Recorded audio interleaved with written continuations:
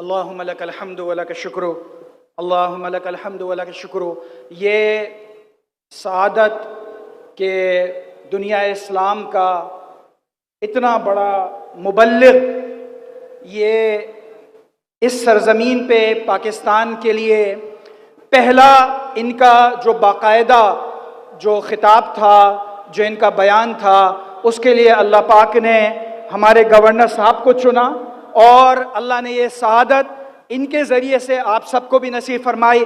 और मैं अल्लाह के बाद गवर्नर साहब का शुक्रगुजार हूँ कि इन्होंने ये मुझे सआदत बख्शी कि ये पाकिस्तान की सरज़मीन पे डॉक्टर जाकिर नाइक साहब का पहला बाकायदा ख़िताब है जिसकी निज़ामत की ज़िम्मेदारी गवर्नर साहब ने मेरे सुपुर्द की। मैं इनका तहे दिल से मशकूर हूँ। डॉक्टर साहब से मैं सिर्फ एक बात करके हम सवालात की तरफ फौरी तौर पे जाते हैं कि डॉक्टर साहब, आपने हमारी मेहमान नवाजी यहाँ पर देख ली है। पाकिस्तान की फ़ौज और पाकिस्तान के सिक्योरिटी इदारे ये दुनिया की टॉप तरीन सिक्योरिटी इदारे हैं और शहादत हर मुसलमान का मतलूब है। लेकिन मैं अल्लाह पे यकीन करके कसम खा के कहता हूँ कि आपके इर्द गिर्द जो सिक्योरिटी एहलकार मौजूद हैं, पाकिस्तानी सिक्योरिटी एहलकार, हम पाकिस्तानी अल्हम्दुलिल्लाह इतने गैरतमंद हैं कि ये सारे ख़त्म हो जाएं तब तक तो कोई आप तक पहुंच सकता है, एक भी जिंदा रहा तो आप तक कोई नहीं पहुंच पाएगा।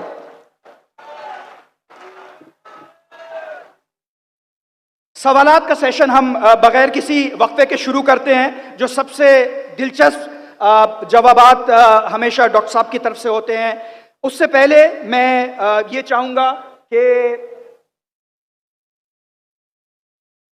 जी एक क्वेश्चन आंसर शुरू हो रहे हैं। जिस तहम्मुल से आपने डॉक्टर साहब के बयान को सुना, मेरी आपसे दरख्वास्त है कि आप लोग तशरीफ रखें। बहुत ही दिलचस्प सवाल जवाब का सेशन शुरू होने वाला है और इसके अंदर मेरी आपसे दरख्वास्त ये होगी कि हमारे यहाँ पर जो गैर मुस्लिम भाई हैं, जितने गैर मुस्लिम भाई यहाँ पर आए हुए हैं, अगर उसमें से कोई दीन की तरफ आना चाहे, इस्लाम की तरफ आना चाहे, कलमा पढ़ना चाहे, तो वो सबसे पहले आगे आए।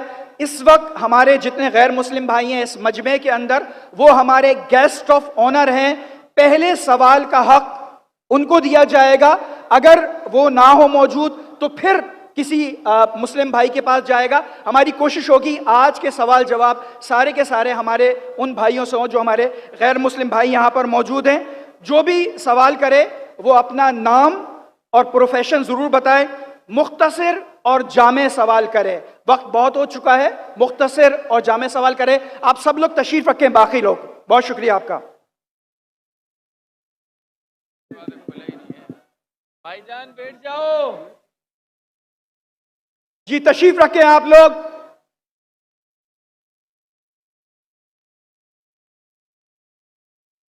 आपसे दरखास्त है तशरीफ रखें प्लीज। बैठ जाओ भाई, बैठ जाओ। तशरीफ रखें ताकि सवाल जवाब का सेशन शुरू हो सके।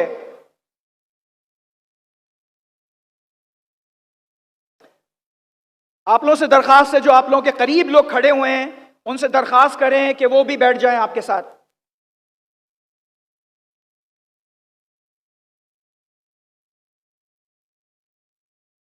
ये जो सबसे आगे खड़े हुए हैं, सबसे पहले आपसे दरखास्त है कि आप लोग बैठ जाएं। जहां जहां पर आप लोग मौजूद हैं प्लीज तशरीफ रखें। जो आगे मौजूद हैं पहले वो तशरीफ रखें प्लीज।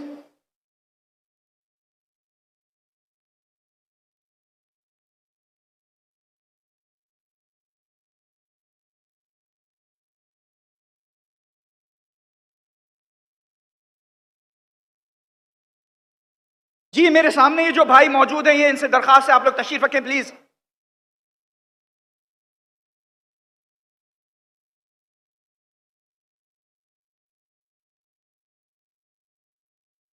जी, कोई सवाल के लिए कोई भाई अगर आना चाहे, ये मौजूद है यहां पर माइक्स।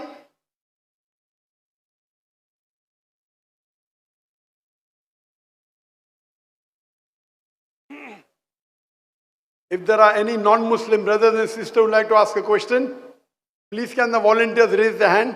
अगर कोई गैर मुस्लिम भाई और बहन सवाल पूछना चाहता है, खवातीन के शोबे से कोई भी गैर मुस्लिम है, कोई भी गैर मुस्लिम बहन है जो सवाल पूछना चाहती है? अच्छा, पूछ सकते हैं। जी हाँ, आपका नाम और आपका पेशा, और फिर सवाल मुख्तसर सा, 1 या 2 सेंटेंस में। 2 सेंटेंस से ज्यादा तो तकरीर हो जाती है। जी हाँ बहन, आप सवाल पूछ सकते हैं। अस्सलाम वालेकुम doctor Zayak.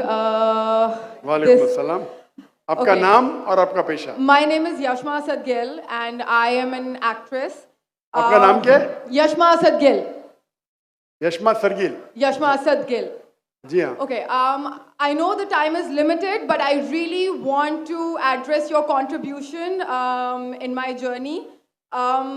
There was a time when I had fallen into the trap of atheism back in the days when I was doing my bachelor's, but alhamdulillah, it was your videos and your lectures that brought me back to my religion and brought my spirituality back to me and my faith back to me. So alhamdulillah for that, and thank you for coming to my country and especially my city. You've been a mentor, and you are my, I'm literally shaking right now, I'm so sorry. Okay, so the question is, pardon me if I say anything wrong because my knowledge is limited.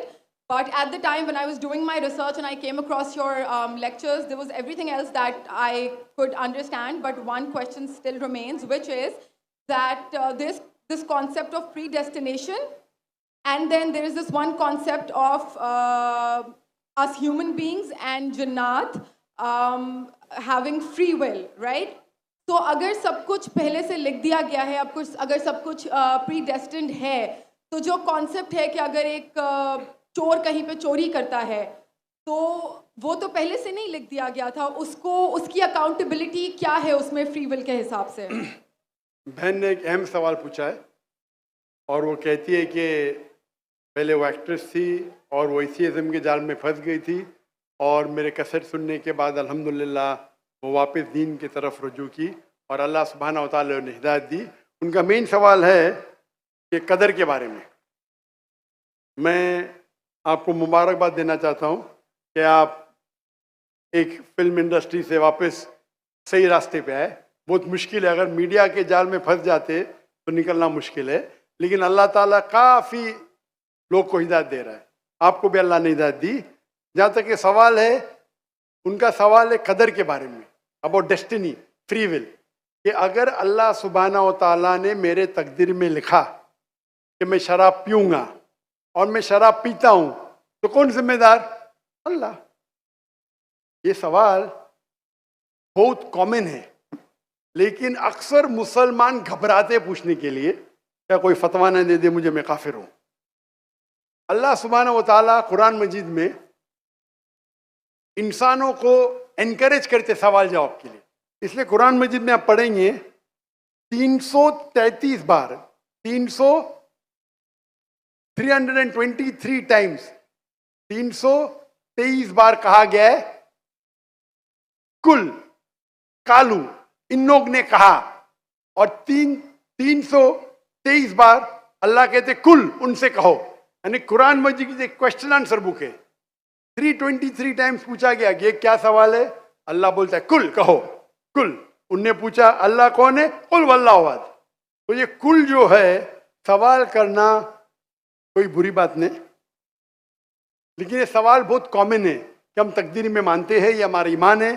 तो अल्लाह ताला अगर तकदीर में लिखा कि मैं murder करूंगा, मैं किसका कत्ल करूंगा और मैं कत्ल करता हूं, तो कौन जिम्मेदार? अल्लाह। नऊज़ुबिल्लाह। अगर लिखा है मेरे तकदीर में कि मैं शराब पीऊंगा और मैं शराब पीता हूं, कौन जिम्मेदार? अल्लाह। नऊज़ुबिल्लाह। इसका जवाब ये है कि हमें समझना चाहिए तकदीर की क्या मानी है। और ये सवाल जब मैं दावती मैदान में तकरीबन 35 साल पहले शुरू किया, तो ये सवाल मुझे भी बहुत परेशान कर, किसने पूछा नहीं मुझे, अल्लाह की मदद है, अल्लाह की मदद है, जवाब मिलने के बाद ही लोग पूछते हैं। तो पहले चंद साल काफ़ी तहकीक की, लेकिन जवाब कोई किताब में मिली नहीं। जवाब मिला। फिर मैंने उलमा से पूछा सही है, तो उन्होंने बोले माशाल्लाह अच्छा जवाब है, और मैं अभी पेश करूंगा आपके सामने।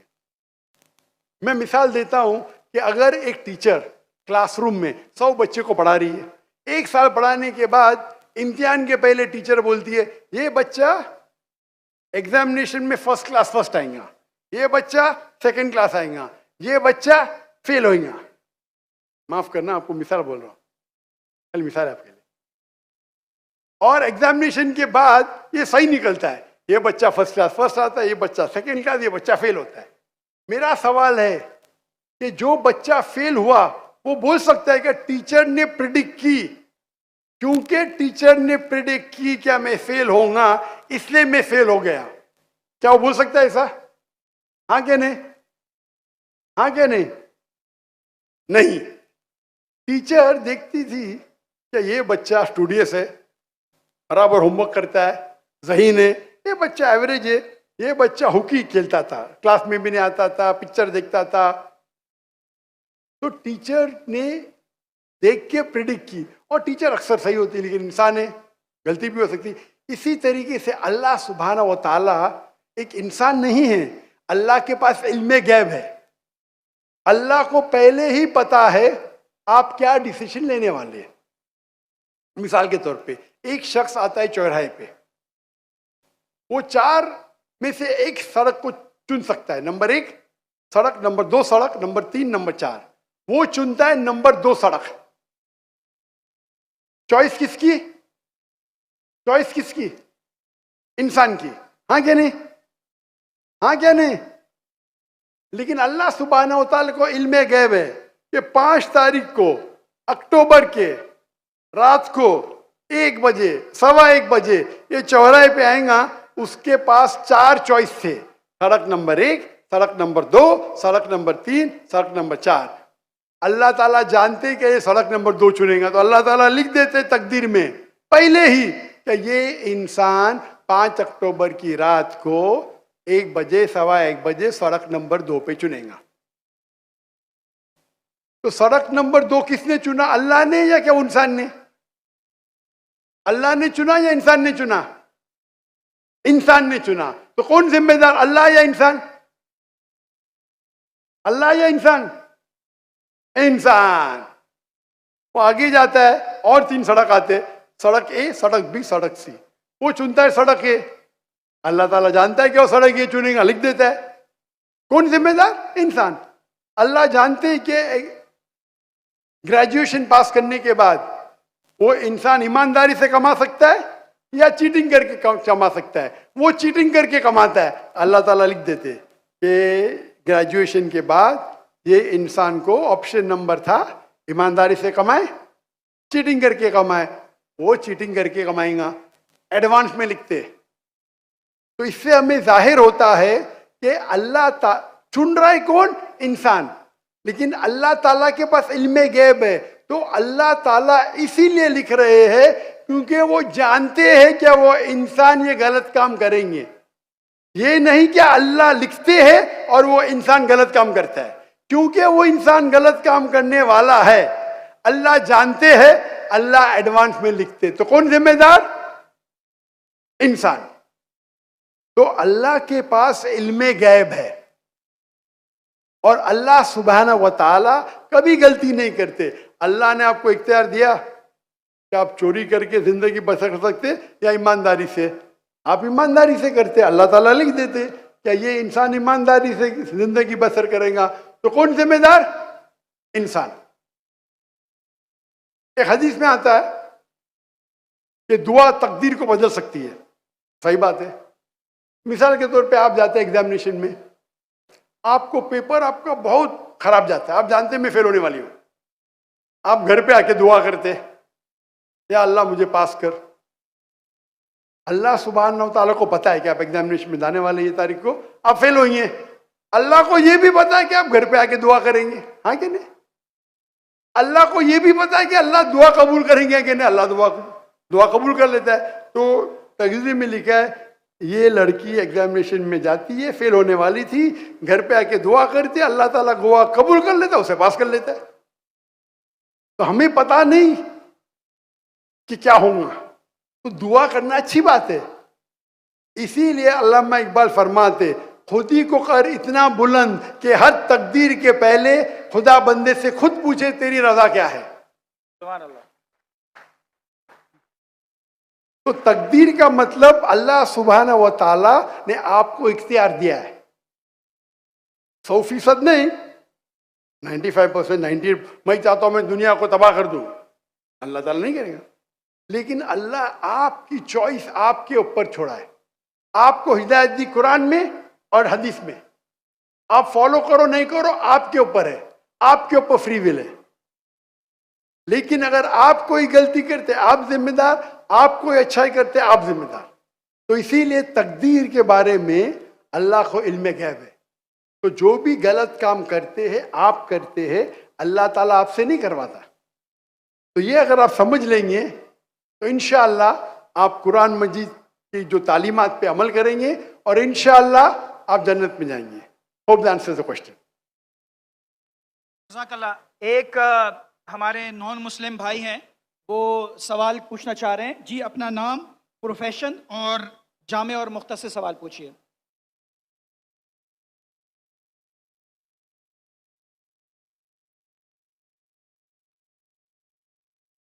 जी, ये इनका माइक प्लीज ऑन कर दीजिए।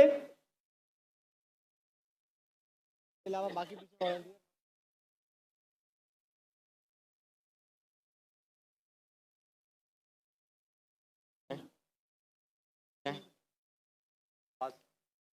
अस्सलाम वालेकुम डॉक्टर साहब। जी, मेरा नाम लक्ष्मण है। डॉक्टर साहब, आपने एक मर्तबा भारत में या फिर कहीं अपने बयान में इस प्रकार बताया था कि जो श्रुति और जो स्मृति जो शास्त्र है, तो उसमें से ज़्यादा बेहतरीन वो है कि आप श्रुति जो शास्त्र है उनको फॉलो करें, दैट्स मीन वेदास को फॉलो करें। But I am following Shrimad Bhagavad Gita because जब हमारे मानना है कि जब भगवान श्री कृष्ण आए तो उन्होंने ये बताया कि जो लास्ट जो बुक है वो भगवान का गीत यानी श्रीमद् भगवद गीता है, तो उसको मैं फॉलो करता हूँ। तो आपके मुताबिक जिस तरीके से आप कहते हैं कि नहीं आप वेदास को फॉलो करें, तो मेरा आपसे ये क्वेश्चन है कि आप भी जैसे एज अ मुस्लिम अब हज़रत मोहम्मद मुस्तफ़ा सल्लल्लाहु अलैहि वसल्लम की जो लास्ट बुक है, जिनका उनका मानना है कि उनके ऊपर वो वही आई हो, पूरी दुनिया उम्मत के लिए जो क्या बोले रहमत का वगैरह ये है जो, तो आप कुरान मजीद को फॉलो करते हैं। तो आप अगर खुदा की लास्ट बुक फॉलो करते हैं तो एज आप परफेक्ट है, और अगर मैं ऐसा करता हूँ श्रीमद् भगवद गीता को फॉलो करता हूँ तो आप कहते हैं कि इम्परफेक्ट है। भाई लक्ष्मण का बहुत अच्छा सवाल है। वो कहते हैं कि मैंने तकरीर में इंडिया में कहा हूँ कि हिंदुज़म में 2 किस्म की किताबें हैं, श्रुति और स्मृति। श्रुति मतलब जो भगवान की तरफ से डायरेक्ट आती है, और स्मृति मतलब इंसानों की लिखी। ये दोनों में से श्रुति जो भगवान की तरफ आती है, जो भगवान की तरफ से आती है, वो ऊंची किताब है। अगर श्रुति और स्मृति में टकराव है तो हम फॉलो करेंगे श्रुति, भगवान की किताब, ना कि स्मृति जो इंसान की किताब। भाई साहब सवाल पूछते हैं कि मैं फॉलो करता हूँ भगवद गीता जो आखिरी किताब है, आप फॉलो करते हैं कुरान जो मोहम्मद सल्लल्लाहु अलैहि वसल्लम की आखिरी किताब है, तो फ़र्क क्यों? भाई साहब आपको थोड़ी गलतफहमी है। कुरान मजीद मोहम्मद सल्लल्लाहु अलैहि वसल्लम की किताब नहीं है, अल्लाह की किताब है। सॉरी, बिल्कुल सही, छोटी गलती है, कोई प्रॉब्लम नहीं। तो अगर मैं हिंदू से कहूँ भगवान से, तो क्या आएगा? श्रुति में आएगा। हम कहते हैं अल्लाह का कलाम। अगर अल्लाह के कलाम और रसूल के बातों में हम कहते हैं हदीस में टकराव है, तो हम फॉलो करेंगे कुरान को। सही अल्लाह के रसूल की किताब हदीस और कुरान में कभी भी टकराव नहीं होगा। लेकिन कभी कभी हदीस ज़ईफ भी होते, मौजू भी होते। अगर टकराव है तो हदीस सही नहीं हो सकती। तो लेकिन कुरान और हदीस दोनों का हमें फॉलो करना चाहिए, लेकिन हायर लेवल पे है कुरान। सर, जिस तरीके से जो स्मृति शास्त्र है, स्मृति का मतलब सिमरन करना, याद करना, ठीक है, जो याद किया हुआ। तो अगर मैं आपके ही परसेप्शन से बात करूँ तो जो कुरान मजीद है वो आप सल्लल्लाहु अलैहि वसल्लम को वही आई, तो वो याद करते थे, फिर वो सुनाते थे। तो आप भी एक तरीके से स्मृति शास्त्र फॉलो करते, ये मेरा क्वेश्चन है। नहीं, हम दोनों को याद करते हैं, हदीस को भी याद करते, कुरान को भी याद करते। लेकिन याद करने में हम जानते हैं कि कुरान मजीद अल्लाह का कलाम है। कई मिसालें, कई प्रूफ है। मैं लेक्चर दिया हूं, is the Quran God's word. याद हम दोनों को करते हैं। याददाश्त से साबित नहीं कर सकेंगे तो सही हो ही नहीं सकती। सही हदीस के भी कोई मुहद्दिस है, वो बोलेंगे मैंने सुना इनसे फलाना से फलाने से फलाने से, फिर जाएगा साहबा इनके पास, फिर जाएगा साहबा के पास, फिर जाएगा अल्लाह के रसूल के पास। उसी तरीके से कुरान मजीद में भी मैंने सीखा मेरे वालिद से, मेरे वालिद ने सीखी उनके उस्ताद से, जाएगा फिर जाएगा साहबा के पास, साहबा से जाएगा अल्लाह के रसूल के पास। आप समझ रहे ना? तो दोनों का याद करने का तरीका सेम है, लेकिन एक है अल्लाह की किताब, एक है रसूल का कहना और रसूल के अमाल, उसे कहते हैं हदीस। तो दोनों में फर्क है, दोनों याद की जाती है। आप समझ रहे ना? समझ रहा हूं, लेकिन एक है अल्लाह की तरफ से, एक है रसूल की तरफ से। तो सर इसी तरीके से जो हमारी जो किताब है श्रीमद् भगवद गीता, वो भी जैसे आप जो फर्स्ट प्रायोरिटी जो आपकी कुरान मजीद है, तो इसी तरीके से हम भी जो स्मृति में जो परफेक्ट जो वन है उसको श्रीमद् भगवद गीता समझते हैं। जानता हूं मैं, लेकिन आप कोई भी हिंदू स्कॉलर से पीछे उससे पूछिए श्रुति ऊंची है क्या स्मृति, वो कहेंगे श्रुति। भगवद गीता जैसे सर श्रुति शास्त्र में भी आ सकता है, क्योंकि अगर वेदास के मुताबिक जो हमारे श्री कृष्ण है वो भगवान के अवतार है, तो भगवान ने जब खुद भगवद गीता को बोला तो वो फिर स्मृति में कैसे काउंट होगा? वो आपके पंडित से पूछिए। भगवद गीता महाभारत का एक पार्ट है। I know I am the follower Prabhupada. बराबर, आप स्वामी प्रभुपाद की गीता पढ़ चुका हूं मैं, ट्रांसलेशन पढ़ चुका हूं मैं। तो वो भी, और मेरा उनसे जो श्री कृष्ण जो है Shri Krishna mission ISKCON yes, उनसे मेरा 1-to-1 डिस्कशन भी हो चुका। मैं डिस्कशन कहता हूँ, डिबेट करूँ, मुझे कोई प्रॉब्लम सॉरी सर, समझे ना? उन्होंने भी माना क्या ये श्रुति है, श्रुति है ना, श्रुति है, सॉरी, वो माना स्मृति है। लेकिन क्या कहते स्वामी प्रभुपादा, यस, क्या कहते वो? Bhagavad Gita is the nectar of Veda. Yes, nectar of Veda मतलब वेद का निचोड़, पका हुआ फल। ऐसा आप बात करेंगे, मैं बात करेंगे। सॉरी सर, आपने सवाल पूछा जी, मैंने पूछने दिया जी, जवाब मैं दूं या आप दूं? आप देंगे। आप सुनेंगे जरा? जरूर।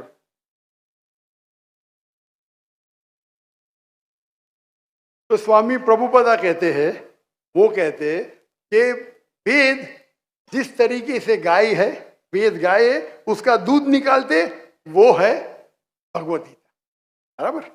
वो कहते, मैं मानू न मानू अलग बात है। तो मैंने उनसे कहा एक होती है स्मृति जो भगवान की तरफ से है, एक है इंसान की तरफ से लिखी गई किताब। भगवान से लिखी गई किताब का निचोड़ एक इंसान लिखे तो क्या भगवान की किताब से अच्छा हो सकता है? और जवाब है नहीं, बिल्कुल नहीं हो सकता। अगर भगवान की किताब कुरान मजीद है, एक इंसान उसको समराइज करके लिखेगा, कोई भी तर्जुमा कुरान का 1% भी नहीं है। तो तर्जुमा है वो इंसान की तरफ से। Quran is the most untranslatable book in the world, क्योंकि कुरान इतनी महान किताब है, इंसान जब तर्जुमा करता है कोशिश करता है कि उसका ग्लिम्स दे। तो कोई भी ये नहीं कह सकता है कुरान का तर्जुमा कुरान से बेहतर है, हो ही नहीं सकता है। तो जब मेरा बहस हुआ, इस्कॉन बोला डॉक्टर साहब आप बिल्कुल सही कहते, लेकिन ये हमारा मानना है। तो मैंने उनसे कहा अगर वेद कॉन्ट्रडिक्ट करे भगवत किसमें मानेंगे? वेद में ही मानना चाहिए आपको। कॉन्ट्रडिक्ट नहीं किया तो अलग बात है, आप समझ रहे? तो वेद इज द हाईएस्ट बुक, सबसे ऊंची बुक वेद है। वेद के बाद आते उपनिषद। स्मृति में सबसे ऊंची है भगवत गीता, स्मृति में, बस श्रुति से ऊंची नहीं है। अगर कुछ लोग मानते हैं श्रुति से ऊंची है, वो उनकी गलतफहमी है, मैं क्या करूं? आप समझ रहे ना? अगर कोई गलतफहमी से मानता है, मैं क्या करूं? ये है हिंदू स्कॉलर्स का कहना, मेरा कहना नहीं। तो एक आदमी गलत सोचता है, उसकी सोच है, आप समझे? बट चाहे श्रुति में मानो, भगवत गीता में मानो या वेद में मानो, भगवत गीता में भी लिखा है चैप्टर नंबर 6 वर्स नंबर 20 में,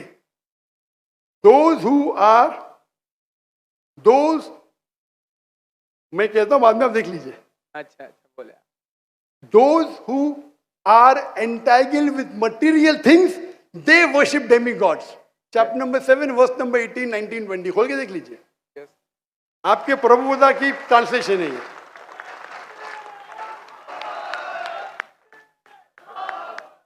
क्या those who worship demigods, they will go to the demigods.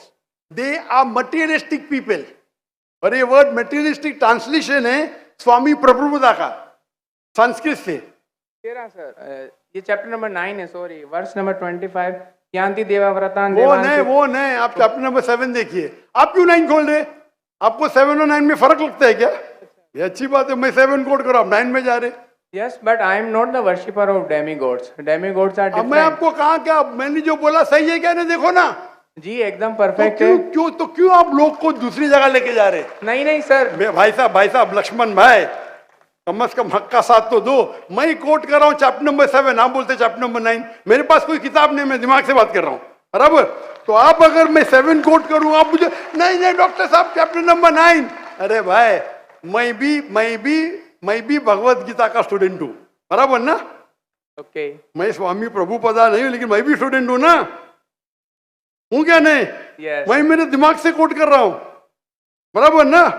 तो आप, मैं जब चैप्टर 7 कोट कर रहा हूँ, चैप्टर 9 में क्यों जा रहे?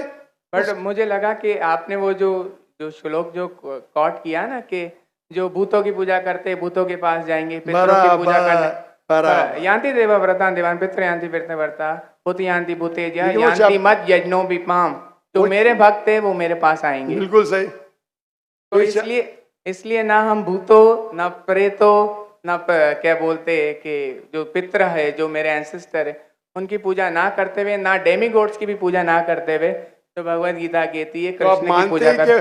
भूत परस्ती गलत है, मानते हैं? नो, कृष्ण की मूर्ति रखना भगवत गीता के मुताबिक परफेक्ट है। चैप्टर नंबर 12, जब अर्जुन ने पूछा कि मैं किसकी पूजा करूं, तो भगवान ने चैप्टर नंबर 12 दूसरे श्लोक में बताया कि अगर कोई मेरी साकार रूप की पूजा करता है तो वो मुझे अत्यंत प्रिय है। तो इसलिए मैं भगवत गीता को फॉलो करता हूँ। उसका मतलब भगवत गीता में कॉन्ट्रडिक्शन है। अभी आपने कहा कि भगवत गीता में लिखा भूत परस्ती खराब है। मैंने नहीं कहा सर। अरे आपके स्वामी प्रभुपदा ने कहे डेमीगॉड्स की पूजा करना अनइंटेलिजेंट मैन है। I am not following demigod, sorry, only Krishna को फॉलो करता हूँ। मोनोथियज्म, पॉलीथियज्म नहीं, सबको मैं भगवान नहीं मानता, सिर्फ एक को मानता हूँ। आप अगर डेमीगॉड का नीचे फुटनोट में पढ़ेंगे, उसमें लिखा है आइडल वर्शिप ऑल्सो। यस, मैं डेमीगॉड्स की वर्शिप नहीं करता ना। आइडल की वर्शिप करते क्या नहीं? आइडल के मुताबिक, आपके मुताबिक आइडल है कि एक मूर्ति बनाना, बट मेरे मुताबिक आइडल है कि कृष्णा मैं का जो आपके मुताबिक नहीं चलने वाला हूँ, मैं सिर्फ पूछ रहा हूँ। जी। अभी हम बहस नहीं करें, बराबर, ये डिबेटिंग टाइम नहीं है। अच्छा सर, सॉरी। आप अगर बीच में दखल अंदाजी नहीं करेंगे तो लोग समझेंगे। चलिए ठीक। आप ये मानते हैं कि डेमीगॉड की पूजा करना आप करते क्या? मैं बात ही क्या कर रहा हूँ, मैं क्या कर रहा हूँ? मैं डेमीगॉड्स की पूजा नहीं करता।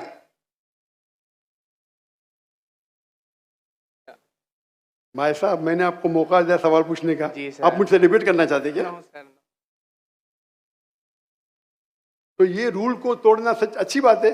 आप हमारे रूल को तोड़े क्या नहीं? नहीं सर, अभी आप बोले मैं सुनूंगा। तोड़ रहे क्या? हाँ क्या नहीं? तोड़ रहे क्या नहीं?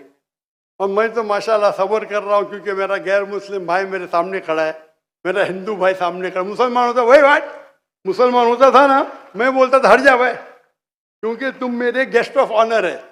मैं सब्र कर रहा हूँ, जी सर। मैं आपकी इज्जत कर रहा हूँ, लेकिन इज्जत करने का मतलब नहीं कि आप सब लोग का टाइम, हजारों लोग है इधर, बराबर ना।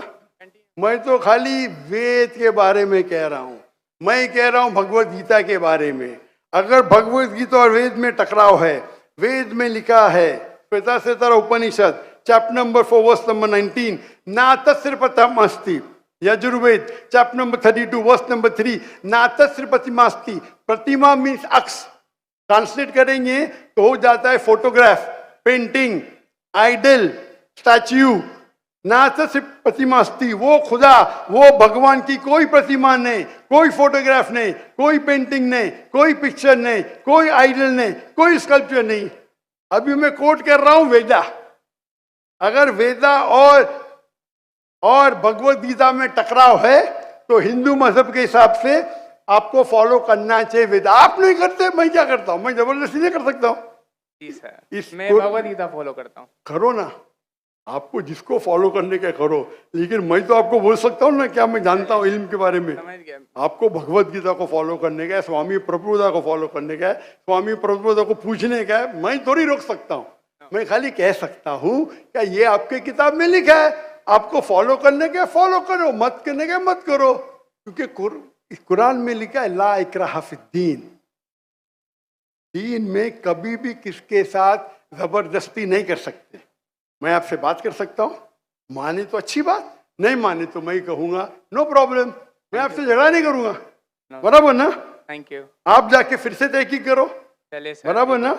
आपके मेरा क्राइटेरिया क्या है, कोई मुझसे डिबेट करना चाहता है तो मेरे टक्कर का लेकर, लोग बोलेंगे अरे बच्चे से डिबेट कर रहा है जाकिर, मेरी भी इज्जत है ना भाई, है क्या नहीं मेरी इज्जत। आपको मैंने सुना है। अभी फिर से बात कर रहे हैं आप, फिर से बात कर रहे हैं। मैं आपके श्री श्री रविशंकर, श्री श्री रविशंकर, लाखों लोग उनको भगवान मानते हैं, पता है आपको? नहीं आप नहीं मानते, आप तो मानते नहीं भाई, आप तो कृष्ण के भक्त है। जी सर। किसके भक्त है? कृष्ण, परम पुरुषोत्तम भगवान श्री कृष्ण, कृष्ण के भक्त है। लेकिन मैंने डिबेट किया श्री श्री रविशंकर, हजारों लोग उसको भगवान मानते। उनने कहा मैंने 4 साल की उम्र में भगवत गीता को रख दिया। मेरे डिबेट में एक श्लोक ने बोली भगवत गीता के बारे में, 4 साल की उम्र में, बाय मेमोरी। तो मेरा कहना यह है, आप अगर चाहते हैं मेरे से कोई डिबेट करे तो मेरा मजमा 10 लाख का है, कम से कम 2% तो लेके आओ, 20,000। आपके हिंदू में से कोई भी 20,000 इकट्ठा कर सकता है और मुझसे डिबेट करना चाहता मैं करूंगा। No sir. 20,000 वन सिटिंग, बराबर। और कई हिंदू है, आपके जग्गी वासुदेव, आपके रामदेव बाबा, आपके श्री श्री रविशंकर, उनको $1 मिलियन देंगे तो भी नहीं डिबेट करेंगे मेरे साथ। वो तो भूल चूक से कर लिए श्री श्री रविशंकर ने और पछता रहे। मैं आपसे डिबेट करूंगा तो लोग बोलेंगे बच्चे से डिबेट कर रहा है। No sir. समझे ना। लेकिन मेरी इल्तिजा है कि आप कुरान मजीद भी पढ़िए। आपके स्वामी प्रभुपादा बोलते ना कुरान पढ़ना हराम है, नहीं बोलते ना? नहीं बोलते सर। माशा। तो मेरी इल्तिजा है, मेरी रिक्वेस्ट है, मेरी ख्वाहिश है मेरे भाई से, छोटे भाई से, कि कम से कम आप कुरान मजीद का तर्जुमा पढ़ो। उसको मानना जरूरी नहीं है, नो, बराबर ना। ठीक है। अब इतने घंटे आपने दिए, मैंने आपको टाइम दिया, मेरी एक रिक्वेस्ट है, खुले दिल से कुरान मजीद पढ़ो। उसके बाद कोई मजबूरी नहीं मानना है मत मानो। आपको कोई, जिस तरीके से मैंने भगवत गीता पढ़ा, यस, एक बार नहीं कई बार, और सबसे ज्यादा पसंद मुझे स्वामी प्रभुपादा की भगवत गीता, इस्कॉन की है। धन्यवाद सर। बराबर ना। Thank you. तो आप तो कम से कम एक बार पढ़ो कुरान मजीद। इंशाल्लाह जरूर पढ़ूंगा। इंशाल्लाह मैं उसका इंतजार करूंगा इंशाल्लाह। Thank you. जज़ाकल्लाह, अल्लाह आपको हिदायत दे। जज़ाकल्लाह। जज़ाकल्लाह। एक मिनट, कोई और भाई जो नॉन मुस्लिम, अगर कोई भाई सवाल करना चाहें?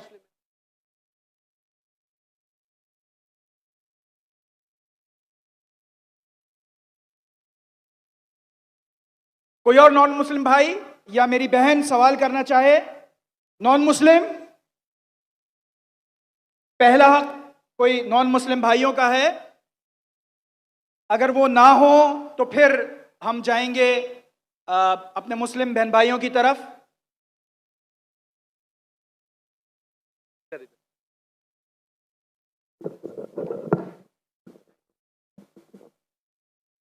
Assalamu alaikum.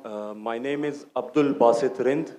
I am a social media influencer. I am having मेरे भाई अब्दुल बासित जी, पहले गैर मुस्लिम खत्म हुई हैं, जी पूछा है वो इन्होंने मुझे। तो मुसलमान it goes to that section, ladies हम इक्वल है ना। आप जेंट्स का खत्म हो, लेडीज से पूछेंगे, आपके तरफ आएंगे इंशाल्लाह। इन्नल्लाह मा साबरीन। इन्नल्लाह मा साबिरीन। जी हाँ बहन जी, अगर कोई गैर मुसलमान बीच में भी पूछना चाहता है तो लाइन तोड़ के आगे आ सकता है, इंशाल्लाह उनके सवाल का हम पहले जवाब देंगे। जी हाँ बहन, आप पूछ सकते हैं।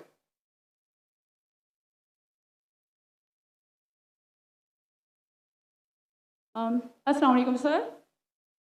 सर मेरा नाम पलवशा है and I am from Lakki Marwat. And sir first of all अल्हम्दुलिल्लाह and thank you so much कि आपने मौका दिया है क्वेश्चन का। सर मैं जिस जगह से बिलोंग करती हूँ सर, वहाँ पे, पार्डन माई उर्दू प्लीज़, मैं पश्तो स्पीकिंग हूँ सर। तो मैं जहाँ से बिलोंग करती हूँ वहाँ पे sir complete Islamic religious society है। वहाँ ख़वातीन घर से बाहर बिला ज़रूरत नहीं जाती सर। वहाँ पे औरतें जो हैं वो घरों में रहती हैं एंड मर्द कोई नमाज नहीं कज़ा करते। और हर शब जुमा को जो तबलीग जमात के या जितने भी दावा होते हैं, दावत इल्लल्लाह के रास्ते में निकले हुए लोगों का बयान होता है हर शब जुमा को, तो सर वहाँ पे जाते हैं। रिसेंटली एक बहुत बड़ा तबलीग इज्तिमा भी हो गया सर वहाँ पे। और हमारे इलाके में तमाम लोग बहुत रिलीजियस और यानी उनका सोशल कंडक्ट जो है वो भी रिलीजियस बेस पे है। बट सर मेरा क्वेश्चन यहाँ पे ये है कि आपके विस्डम के मद्देनज़र, यानी अकॉर्डिंग टू यूर विस्डम, क्या रीज़न हो सकती है कि सर वहाँ पे drug addiction, adultery, paedophiles and different जैसे सूद और इस तरह के बुराइयाँ जड़ पा चुकी हैं।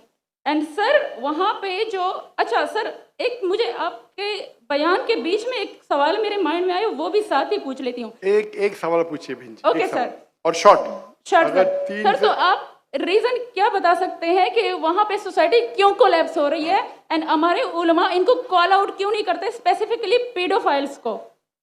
इनका सवाल है कि उनके माशरे में जहाँ से वो आती है वो ख़वातीन बहुत इस्लामिक ख़वातीन हैं, वो घर के बाहर ज़रूरत के बिना बाहर नहीं निकलती।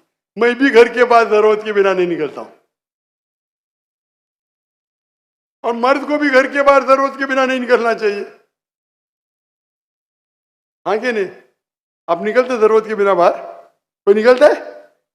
यहाँ भी नहीं निकलते माशाअल्लाह। आपका सवाल है कि आपके माशरे में माशाअल्लाह बहुत इस्लामिक है, इज्तिमा होता है, लेकिन वहाँ पीडोफाइल, अगर मैं सही सुना हूँ, बहुत कॉमन है। Exactly sir. और आपने कहा कि जिना भी कॉमन है? जिना सर अभी होता जा रहा है, बढ़ता जा रहा है। एंड स्पेसिफिकली पीडोफाइल्स जो कि बच्चों को मैनिपुलेट कर लेते हैं और वो फिर उन बच्चों को, वो जब बड़े होते हैं तो अगेन ये साइकिल चलता जा रहा है सर। ये बहुत बड़ा गुनाह है जो वहाँ होता है। बहन जी आपके कोई सवाल में तकरार है। आप कहते मेरा माशरा इस्लामिक है, फिर बोलते पीडोफाइल है। सर ये कह रही हूँ कि वही पीडोफाइल्स सुनिए मस्जिदों में जाते हैं, भाई वही बहन pedophiles। आपने सवाल पूछा, आप जरा आप खामोश रहेंगी? आपने सवाल खत्म हो गया ना? मेरा जवाब सुनना चाहती क्या नहीं आप? जी सर। आप सुनना चाहती क्या नहीं? जी सर। तो आपका सवाल खत्म। सर अभी मेरा जवाब सुनिए। आपने जो सवाल किया मेरे हिसाब से कॉन्ट्रडिक्शन है। आपने कहा मेरा माशरा बहुत इस्लामिक है और मेरे माशरे में पीडोफाइल है, दोनों में टकरार है। कोई भी इस्लामिक माहौल में पीडोफाइल हो ही नहीं सकता। इधर आपका पहला पार्ट गलत है या दूसरा पार्ट, ये मुमकिन ही नहीं है। बहुत इस्लामिक को चोरी कर रहा है, मुमकिन ही नहीं है। आपको मानना पड़ेगा आपके सवाल में खता है, पहले बार या दूसरे बार। हाँ क्या नहीं? सिंपल।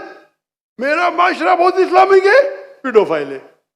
पीडोफाइल मतलब बच्चों के साथ जिना करना, हो ही नहीं सकता है। कौन से इस्लामिक किताब में लिखा हुआ है? कुरान मजीद में लिखा है? कौन सा चैप्टर है, कौन सा वैसे का पीडोफाइल करना चाहिए? कौन से हदीस में लिखा है? आपका ये कहना या पहले बार गलत है, दूसरे बार, दोनों बात तो सही। इसीलिए आपके सवाल में तकरार है। आपको ये कहना चाहिए कि मेरे माशरा समझता है बहुत इस्लामिक है तो मानूंगा। ये बोलना इस्लामिक है, खवातीन बाहर निकलते नहीं जरूरत के बिना, और आदमी लोग निकलते बाहर जरूरत के बिना, ये तो प्रॉब्लम है। क्या जरूरत है? पीडोफिलिया। इसीलिए कभी भी किसी पे इल्जाम लगाने के पहले 10 बार सोचो। अगर ये आप अल्लाह के दरबार में सवाल करेंगे आप तो फंस जाएंगे मेरे बहन। आपको माफी मांगना चाहिए कि आपका सवाल गलत है। सर मेरा यही सवाल है कि वहाँ पे यही रिलीजियस लोग बहन जी आपको पहला कबूल करने पड़ेगा मेरा सवाल। अगर आप कबूल नहीं करेंगे तो मेरा जवाब खत्म। ओके सर, मेरे सवाल की नौयत गलत है। नौयत गलत नहीं, सवाल गलत है, आप गलत है। आप ये इल्जाम लगा रहे आपके माशरे पे। पहला कहते इस्लामिक है, फिर कहते पीडोफिलिया, दोनों गलत है। दोनों में से एक तो सही रहेगा या एक गलत रहेगा। दिस इज कॉल, ये क्या होता है, आप मीडिया को सुन सुन के रिपीट करते हैं। दोनों तो सही हो ही नहीं सकता है। अगर दोनों सही है तो कुरान में गलती है ना, उस बिल्ला किधर कुरान में लिखेला का बच्चों लोग के साथ जिना करो। तो बहुत से बार ये मीडिया में काम है, इल्जाम लगाओ, सवाल पूछो, कुछ भी दो।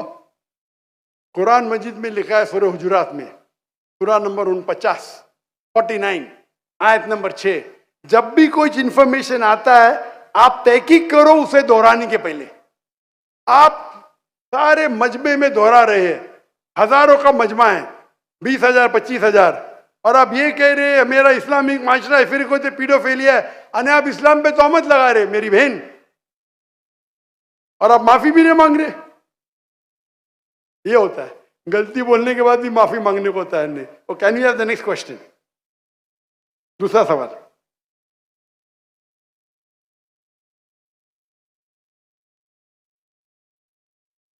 माइक ओपन कीजिएगा इनका, राइट साइड वाला माइक ओपन कीजिएगा।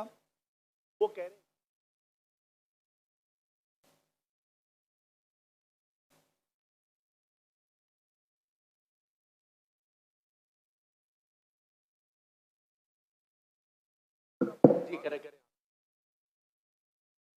Assalamu alaikum.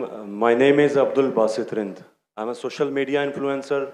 I'm having millions of followers on different platforms, social media platforms. मेरा सवाल ये है कि मैं एक मुस्लिम घराने में पैदा हुआ, मेरे माँ बाप जो है मुसलमान थे, मैं एक मासूम बच्चा, मुझे तो कुछ भी नहीं पता। मैं जब पैदा हो के जवान हुआ तो मेरा जो दिल है वो उसी चीज़ को तस्लीम करता है जो मेरे माँ बाप ने मुझे सिखाया। क्योंकि मैं मुस्लिम फैमिली में पैदा हुआ तो मैं इस्लाम को दिल से सच्चा समझता हूँ। अभी जैसे हमारे लक्ष्मण भाई आए थे, एक मासूम बच्चा, उसको कुछ भी नहीं पता कि मज़हब क्या है, रिलीजन क्या है, और वो क्रिश्चियन फैमिली में पैदा हो या हिंदू फैमिली में पैदा हो तो वो उसी चीज़ को फॉलो करता है, उसी चीज़ को उसका दिल मानता है जो उसके माँ बाप ने उसको सिखाया हो और उसके माइंड में फीड किया हो। तो वो अगर बहुत ही अच्छा बंदा है, वो बहुत ही अच्छा बंदा है, वो लोगों की मदद भी करता है, ख्याल भी करता है, बहुत नाइस इंसान है, लेकिन अगर वो इस हालत में मर जाता है तो क्या वो जहन्नुम में जाएगा या जन्नत में जाएगा? अगर जहन्नुम में जाएगा तो ये जस्टिस है या इनजस्टिस है? भाई साहब अपने नाम क्या है आपका? अब्दुल बासित रिंद। अब्दुल बासित रिंद। रिद Rind is a Balochi caste tribe है मेरा। रिंद जी, रिंद। अब्दुल कादिर इस्लाम। अब्दुल बासित। अब्दुल बासित, यस। शेख अब्दुल बासित अच्छे कारी थे माशाल्लाह। भाई अब्दुल बासित ने बहुत अच्छा सवाल किया। बोला मैं मुसलमान खानदान में पैदा हूँ, मेरे वालिदैन मुसलमान थे और है, अल्हम्दुलिल्लाह है नहीं आपने थे बोला, लेकिन ना रिकॉर्डिंग है, मैं गलती एक्सेप्ट करता हूँ। है मुसलमान है, जो उनने पढ़ाया मैंने कबूल किया। हमारे लक्ष्मण भाई हिंदू थे, हिंदू बन गए। अब्दुल बासित ने कहा जो मेरे वालिदैन ने कहा मैंने मान लिया। अब्दुल बासित साहब, अगर आपके वालिदैन आज कहते 2 + 2 5, आप मानेंगे? नहीं मानूंगा। तो ये बोलना कि जो वालिदैन ने कहा मैं मान गया, सही नहीं है। जब आप बच्चे थे तो शायद मान जाते थे, बराबर। 2 साल की उम्र में माँ ने बोली 2 + 2 5, तो आप हाँ बोलेंगे, बराबर कि नहीं? आज बोलेंगे तो आप मानेंगे। Very good. तो इस्लाम का ये कहना है, अल्लाह के रसूल फरमाते हैं कि जब तक बच्चा बालिग नहीं होता है उनके ऊपर कलम नहीं लिखी जाएंगी, मतलब वो मासूम है। अगर लक्ष्मण जो है अभी तो बालिग है, 25 साल 30 साल 35 साल पता नहीं, यहां से दूर से दिख रहा नहीं था, लेकिन बालिग तो है ना। अगर कोई गैर मुसलमान हिंदू खानदान में पैदा होता है या ईसाई खानदान में खलदा होता है और बालिग बनने से पहले 10 साल की उम्र में या 8 साल की उम्र में इंतकाल हो जाता है तो वो जहन्नम में नहीं जाएगा, क्योंकि वो मासूम है। आप समझ रहे? लेकिन एक इंसान जब बालिग हो जाता है तो उसके वो जिम्मेदार है, वालिदैन को दोषी नहीं ठहरा सकता है। आज की तारीख में मैंने आपसे पूछा, आपके वालिदैन बोलेंगे 2 + 2 5, आप मानेंगे? आपने कहा नहीं। उसका मतलब आज आपकी वालिद, आपके वालदा अगर कोई गलत कहेंगे, आपके पास होश हवास आया, आप उसको कुछ बात में भी आप मान लेंगे गलत चीज को, लेकिन अक्सर गलत चीज को नहीं मानेंगे। आप अपनी वालिद से मोहब्बत करते, वालिदैन से मोहब्बत कर, उसका मतलब नहीं कि आप खिलाफ है उनके, लेकिन अभी आप बालिग बन गए, समझिएगा। तो ये बोलना कि क्योंकि वालिदैन कुरान के आयत है, ये काफिर ये नहीं कह सकेंगे कि उनके वालिदैन काफिर थे, ये काफी नहीं है, कुरान की आयत है। तो उसका मतलब अगर बचपन में कोई बच्चे का इंतकाल हो जाता है, चाहे वो मुस्लिम खानदान से गैर मुस्लिम खानदान से, अगर बालिग नहीं होता है तो कलम उन पे नहीं चलती है, वो जहन्नम में नहीं जाएंगे। साफ है। एक बार बालिग हो जाते, उनको इल्म हो जाता है, फिर इसीलिए अल्लाह के रसूल फरमाते हैं कि हर इंसान, हर बच्चा दीनुल फित्र में पैदा होता है, उसके बाद उसके वालिदैन, उसके टीचर उसको बुत परस्ती सिखाते, उसको आग की इबादत करना सिखाते, और वो बुत परस्ती करने लगता है। बच्चा है तो माफ हो जाएगा, बालिग हो जाता है, उसके बाद समझ आ जाती है, तो वो जिम्मेदार है। तो अगर एक इंसान बालिग हो गया 25 साल 30 साल की उम्र में, शिर्क करता है और उसका इंतकाल होता है, तो वो जिम्मेदार है। पहला मुझे ये कहने के लिए कह दो, क्या आप समझते खाली मुसलमान में पैदा हो गए तो जन्नत में जाएंगे? इस्लाम में जन्नत में जाने के लिए 4 चीज की जरूरत है, मैंने कह दिया। ईमान, अमल सालेहात, ईमान, राइचियस डीड, वतवासौ बिल हक, हक की तरफ बुलाओ और सब्र की तरफ बुलाओ। 4 चीज की जरूरत है। आप बहुत अच्छे इंसान होंगे, नमाज पढ़ते होंगे 5 टाइम, हज के लिए गए होंगे, रोजा रखते होंगे, लेकिन अगर आप दावत नहीं करेंगे तो आमतौर पे आप जन्नत में जाएंगे नहीं। अल्लाह ताला आपको माफ करने चाहता है और जन्नत में डालना चाहता है, वो अल्लाह की मर्जी, वो डाल सकता है, लेकिन आमतौर पे आप जन्नत नहीं जाएंगे। उसी तरीके से कई गैर मुस्लिम बन रहे लाखों की तादाद में, और समझ रहे, तो लाखों की तादाद में गैर मुस्लिम इस्लाम कबूल कर रहे, वो जन्नत में जाएंगे कि नहीं? सर सवाल जी जाएंगे कि नहीं? बिल्कुल जाएंगे। और एक आदमी आज अगर इस्लाम कबूल करता है, अल्लाह ताला के रसूल फरमाते उसके सब गुनाह माफ। तो आपसे अच्छा मेरे से अच्छा हो गया ना। हम कितने भी अच्छे गुनाह तो थोड़े करते होंगे छोटे मोटे। तो ये कहना, तो ये अल्लाह सुब्हाना व ताला का हिकमा है, ला इकराह फिद्दीन, हमारे दीन में कोई जबरदस्ती नहीं।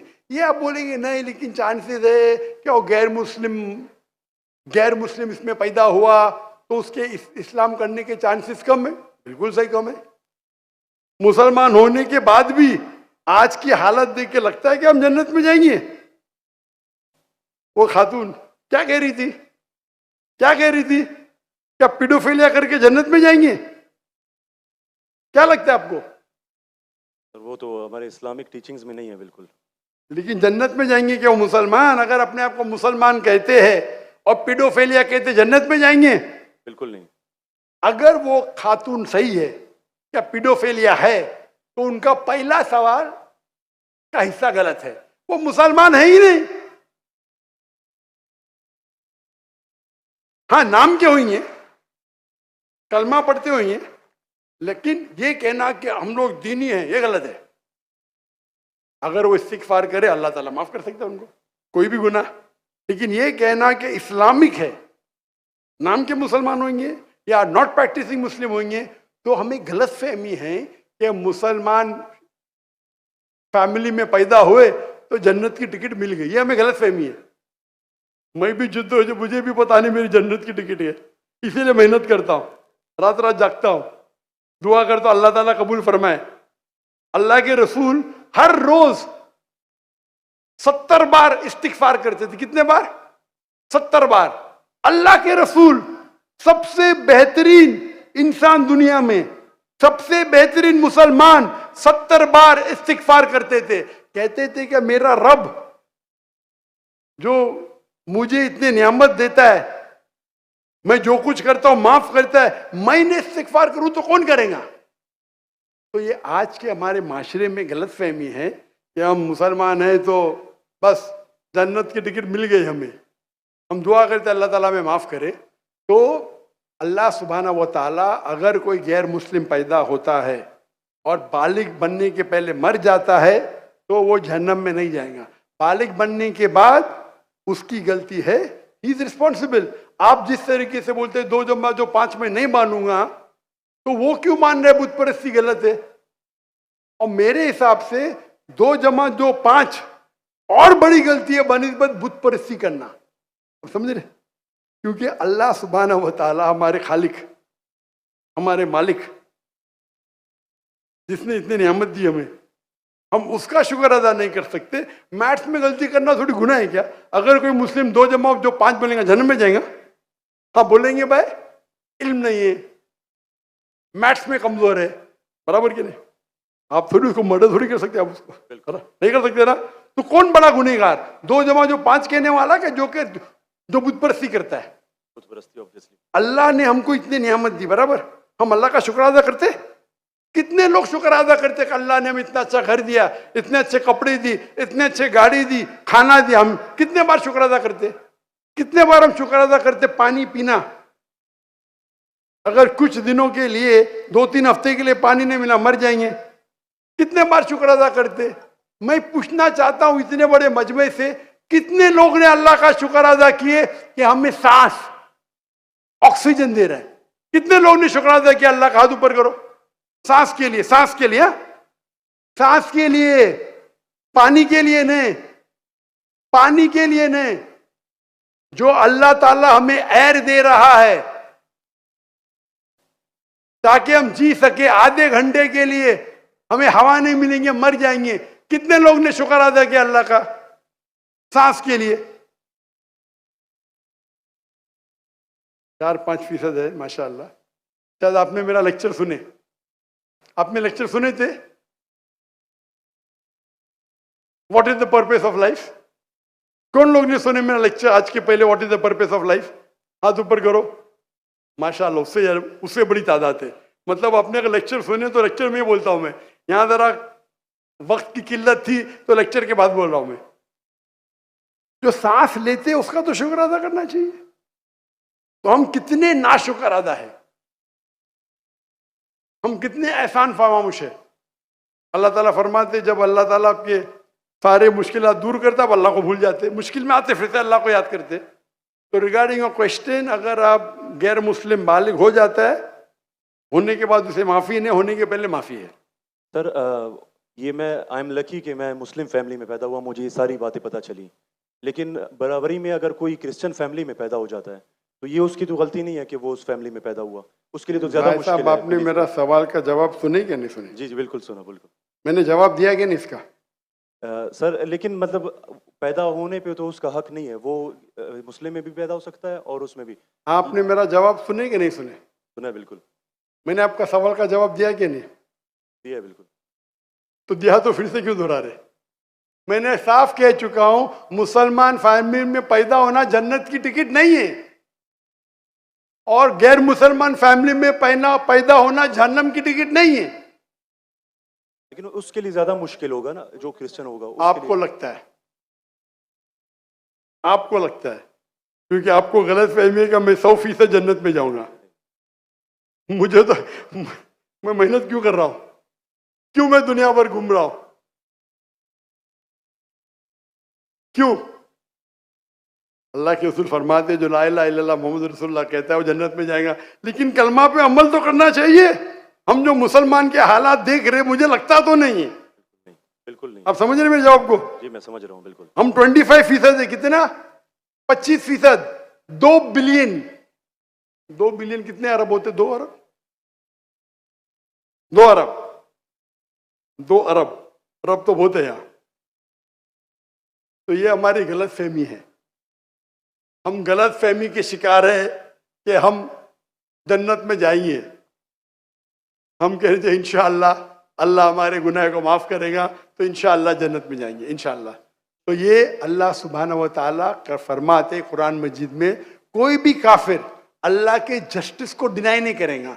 ये नहीं कहेगा कि मेरे से नाइंसाफ, जिस तरीके से आप बोल रहे हो, वो कहेगा अल्लाह ताला मुझे और एक मौका दे दे। अल्लाह बोलेंगे खत्म हो गया टाइम, इस दुनिया में बहुत मौके दिए, बराबर ना?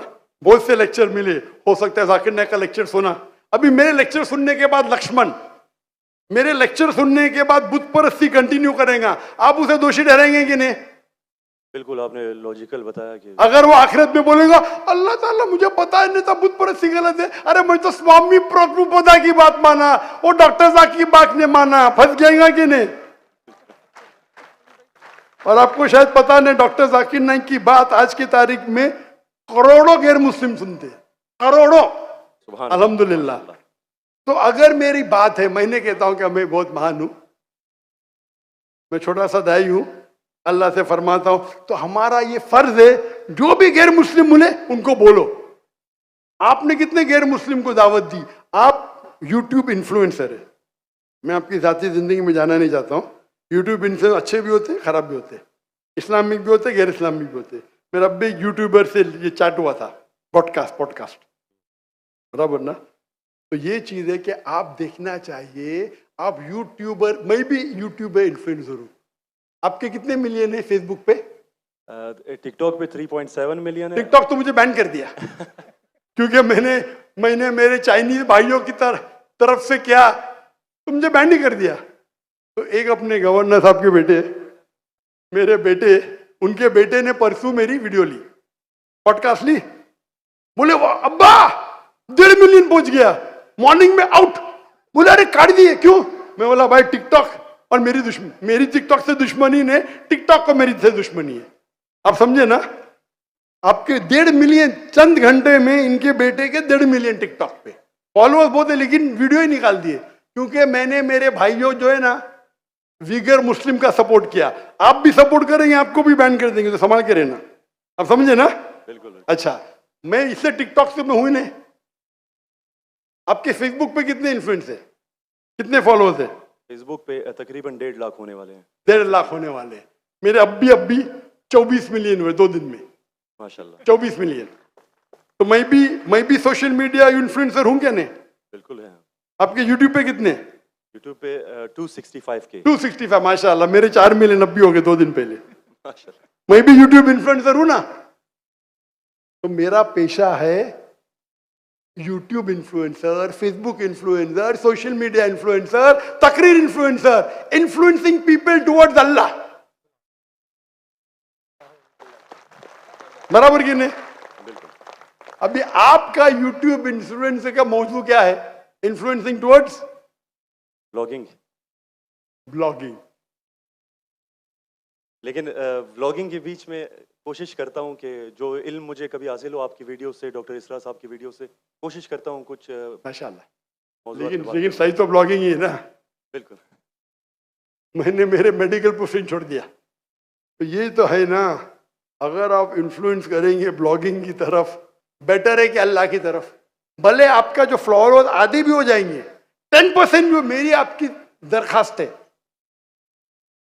मेरी आपसे इल्तिजा है, आप इस्लामिक यूट्यूब इन्फ्लुएंसर बनो। मे भी आपके फॉलोअर्स 4 मिलियन से 1 मिलियन हो जाएंगे। आपकी जो आपको पैसा मिलता है कब यूट्यूब से? बिल्कुल मिलता है। मैं तो पैसा लेता ही नहीं हूं। मुझे कहते आप अगर फेसबुक पे ऐड लेंगे आपको $50,000 पर मंथ मिलेगा। अरे भाई मुझे जन्नत जाने का है, $50,000 आप मुझे $50 मिलियन भी देंगे तो मैं ऐड नहीं दूंगा। Most of the social media पे ऐड देना हराम है। आपके चैनल पे लड़कियां आ जाएंगी, छोटे छोटे कपड़े में आ जाएंगी। अरे क्यों मुझे जहन्नम में जा रहे भाई? मेरे यूट्यूब सोशल मीडिया पे नो मोनेटाइजेशन। कभी कभी किसने स्ट्राइक किया, अगर मैं ऑडियो इस्तेमाल किया विद परमिशन, उसके मैनेजर को पता नहीं तो कभी ऐड आ जाती, गलती से ऐड आ जाती। मेरे हिसाब से मैं भी सोशल मीडिया में I am a expert in social media. No blogging, only logging towards अल्लाह। माशाल्लाह माशाल्लाह। और जरूरत ही नहीं, अल्लाह ताला मुझे रोज लाखों देता है, तो क्यों मैं यूट्यूब से लूं भाई? यूट्यूब से हराम कमाई हराम है। यूट्यूब के ऐड से अगर आप कमाते हैं, वो ऐड में लड़कियां आ जाएंगी, म्यूजिक आ जाएंगी, ये आ जाएगा वो, आप उसको में भी आप अल्कोहल ऐड को बैन करेंगे। लड़कियां तो बैन नहीं कर सकते ना? कर सकते क्या? नहीं कर सकते। अपने माशरे में पीडोफिलिया फैलेगा इसके वजह से। आप समझ रहे ना? हर इंसान समझता मैं तो इस्लामिक हूं, कमाने का, यूट्यूब इन्फ्लुएंसिंग बहुत कम, कमाना तो छोड़ दो, मैं कमा सकता हूं, 24 मिलियन फॉलोअर्स है, बराबर ना। मेरे इसमें कोई भी मेरी कॉपी कर सकता है फ्री में। मेरे यूट्यूब के जरिए कितने लोग $10,000, $50,000 पर मंथ कमाते। थंबनेल पे क्या डालते? फोटो डाल देते लड़की का। मेरे इसके पर 5 लाख, उसके इस पे 2 मिलियन। मैं सवाब कमाऊंगा ना, वो क्या कमाएगा? पैसा। पैसा और नर्क। मैं बोला नो कॉपीराइट, पैसा तू कमा भाई, मुझे अजर कमाने दे। मैं अगर हिट करूंगा ना, उसका पैसा मेरे पास आ जाएगा, बराबर कि नहीं? मैं बोलता हूं नो कॉपीराइट। जाकिर नाइक, ऐश्वर्या राय, ये ऐश्वर्या राय कौन है? गूगल करूंगा, अरे बॉलीवुड की एक्ट्रेस है, मुझे क्या पता, समझे ना। मेरा वीडियो लेते हैं, लेकिन मैं क्या बोलता हूं, मेरे वीडियो के ऊपर शैडो बैन, शैडो बैन पता है आपको ना? शैडो बैन है। मैं बोला भाई काम करो, पैसा कमाओ, मुझे सवाब मिलने दो। मैं रील्स करता हूं, मेरा वीडियो पहले 100,000, 1 मिलियन, अभी 2,000, 3,000, अभी पाकिस्तान में माशाल्लाह बढ़ गया, 1 लाख 2 लाख हो गया, क्योंकि हिट बहुत है। तो मैं बोलता हूं भाई तुम लोग कमाओ पैसा, मुझे सवाब कमाने दो।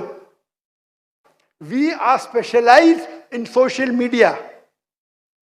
हम सोशल मीडिया में स्पेशलाइज्ड है, किस तरीके से थंबनेल बनाना, what is the difference between Facebook, what is the difference between.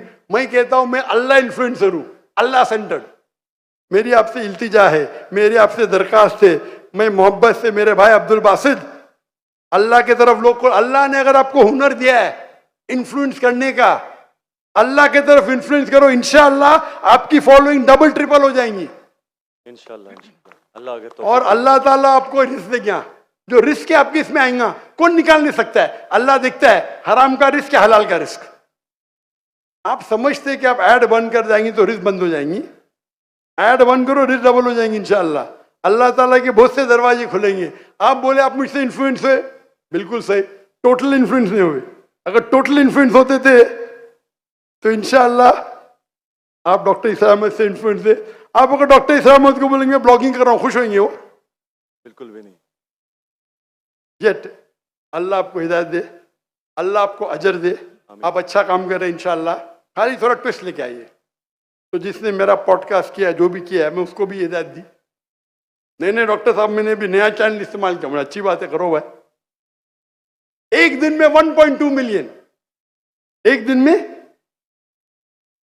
में कितना? 1.2 मिलियन। 1.2 million viewer.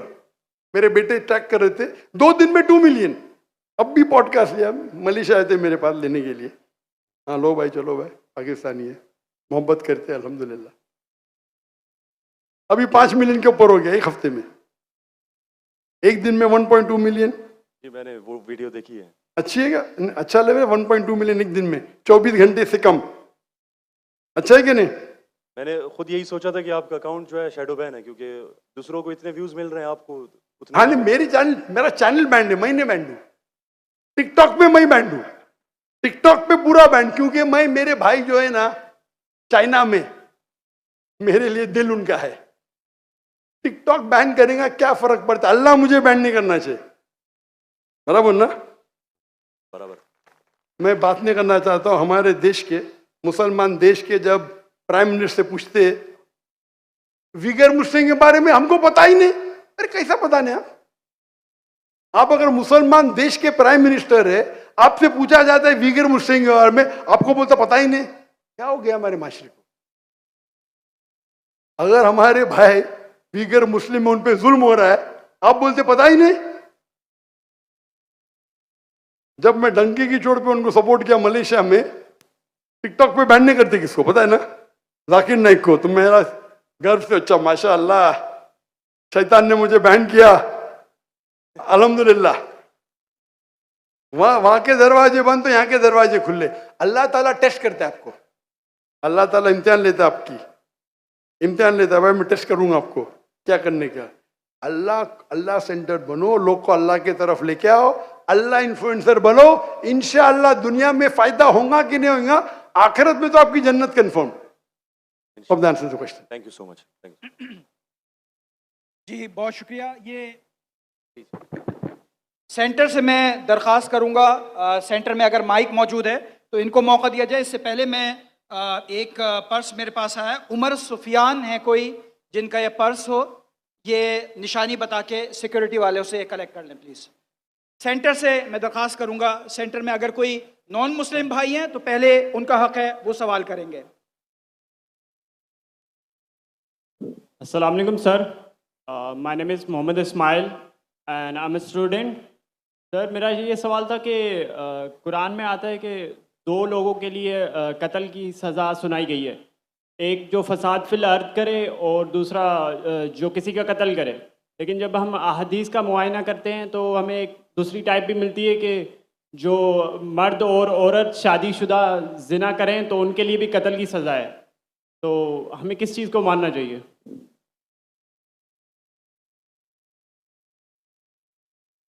साहब ने पूछा, कुरान मजीद में हमें हिदायत मिलती है कि जो अर्द में फसाद करे या किसका कत्ल करे उनके लिए सज़ाए मौत है।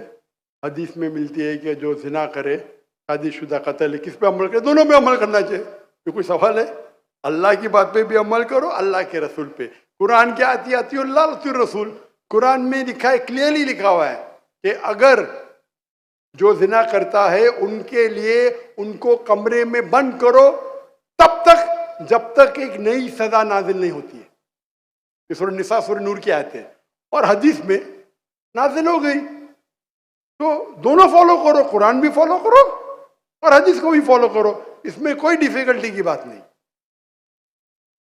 जी, अगर बहनों की तरफ से कोई सवाल है मेरी लेफ्ट साइड से तो मैं उनको मौका देना चाहूँगा। अगर कोई गैर मुस्लिम बहन है तो पहले उनका हक है, अगर नहीं है तो फिर आप सवाल कर सकती हैं।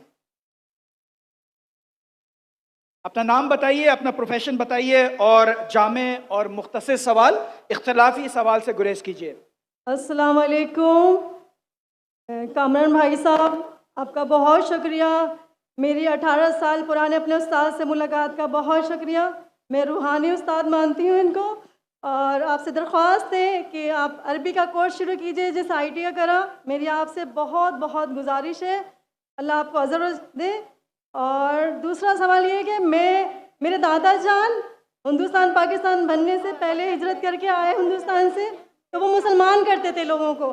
तो हम लोग ठट्ठा में रहते हैं और तबलीग करते हैं, मुसलमान करते हैं, वहाँ क्रिश्चियन भी हैं मुस्लिम भी हैं।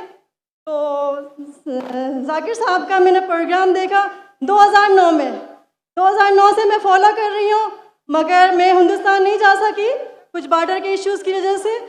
तो मेरा ये सवाल है कि मैं 18 साल से तबलीग कर रही हूँ, बाइबल का बोला था कि आप स्टडी करें और स्टडी करके उनको बताएं कि कहाँ गलती है। तो मैंने की और मैंने मुसलमान किया बहुत सारी अपने दोस्तों को स्कूल लाइफ में और अभी भी अमली ज़िंदगी में कर रही हूँ।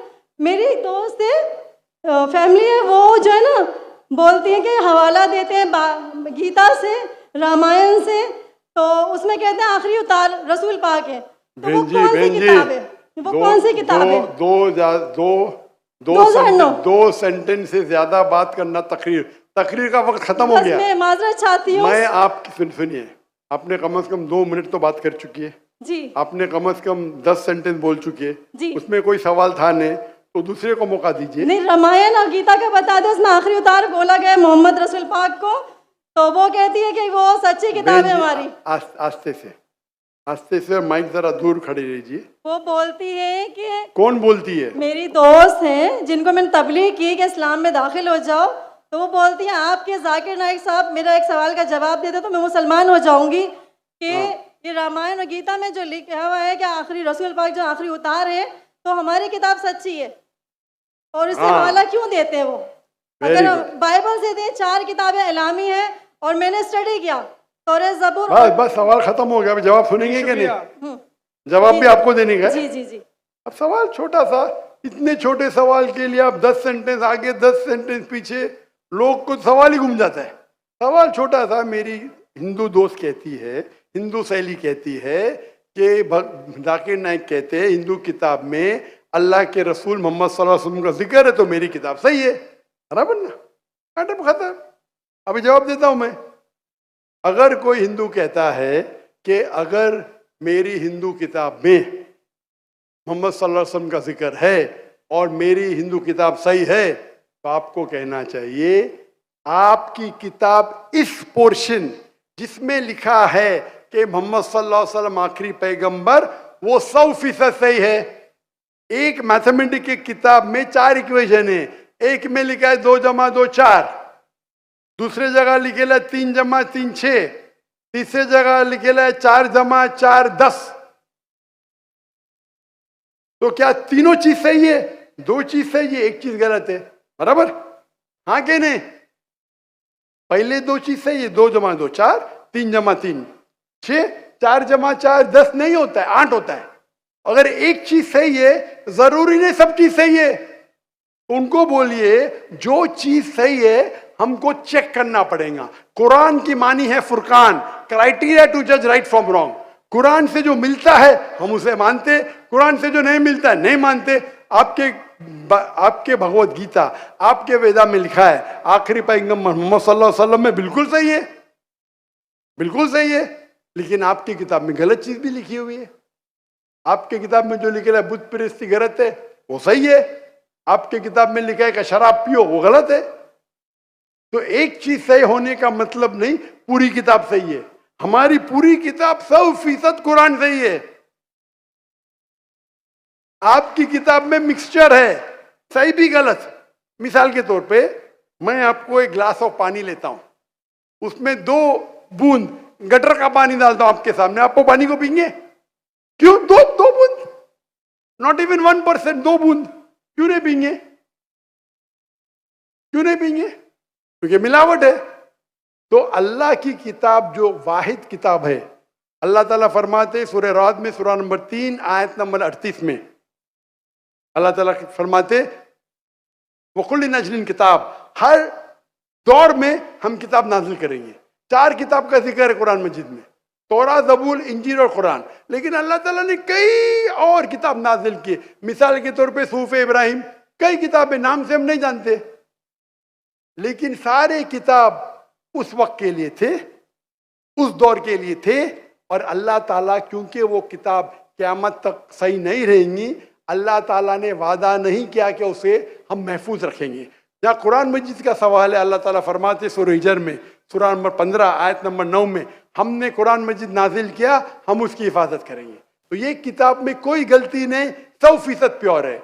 आपकी सहेली को कहो ये 100% की किताब की तरफ आओ जो सही है, और इंशाअल्लाह आपको निजात मिलेंगी। Last two questions. अगर कोई कोई गैर मुस्लिम भाई हैं तो पहले उनका हक है, कोई अगर मौजूद हैं। इनकी भी, हाँ वो मैं बताऊंगा।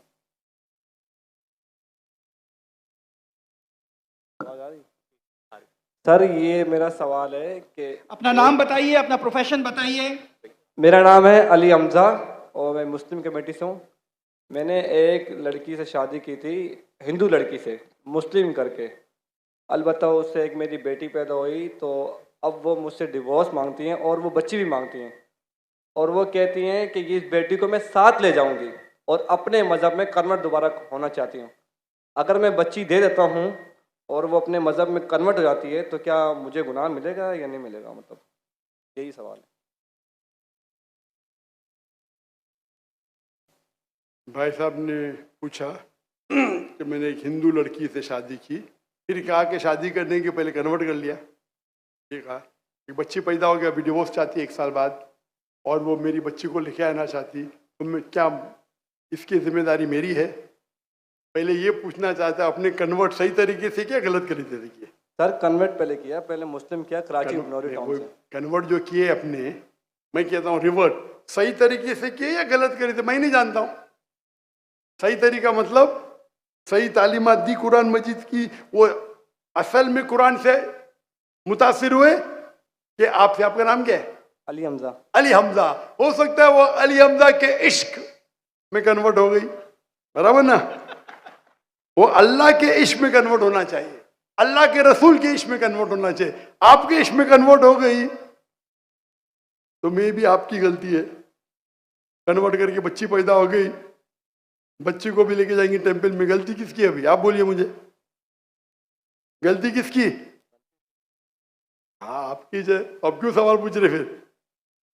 सर ये सवाल तो ये क्या सवाल ये है, अभी ऑपरेशन हो गया, प्लास्टिक सर्जरी करने पड़ेगा, आप उनको मेरे कसट दिखाओ, मेरे वीडियो दिखाओ। सर आप 1 साल आपसे शादी की, आपको 100% बस आता कि नाम के लिए कन्वर्ट की, चलो हो तो गई कन्वर्ट, उस टाइम भी दावत नहीं की आपने, सही है क्या? सच बोलो। सर आपका बयान लेट हुआ है, वो चले सुने मेरी बात, आई थी। सुने मेरी बात।